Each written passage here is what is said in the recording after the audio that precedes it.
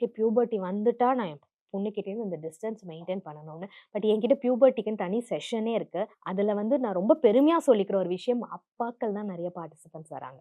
ஏன்னா நான் என் பொண்ணுக்கு எஜுகேட் பண்ணணும். என் பொண்ணுக்கு அத வந்து நான் சொல்லணும். ஓகே.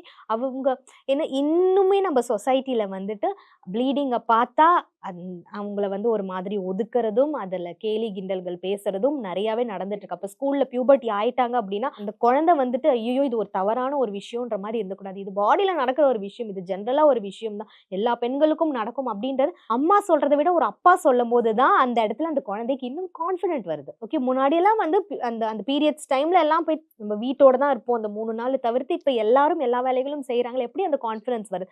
வீட்ல இருக்கிற அப்பாவும் பேசணும், பண்ணணும்ன்ற மாரி தான். இன்கேஸ் இப்ப அப்பாக்கள் வந்து இந்த வீடியோஸ் யாராவது பார்க்குறாங்க, பியூபர்ட்டி வந்தா நான் என் குழந்தையோட அப்படி அப்படி டிஸ்டன்ஸ் மெயின்டெயின் பண்ணணும்னு தயவு செஞ்சு நினைக்காதீங்க. ஏன்னா கவுன்சிலிங்ல வராங்க. இந்த குறிப்பிட்ட வயசுக்கு அப்புறம் எனக்கு அப்பா பாசம் கிடைக்க மாட்டேங்குது. அப்பா என்கிட்ட முகம் குடுத்து பேச மாட்டேங்கிறாங்க, பண்ண மாட்டேங்கிறாங்கன்றது நோ.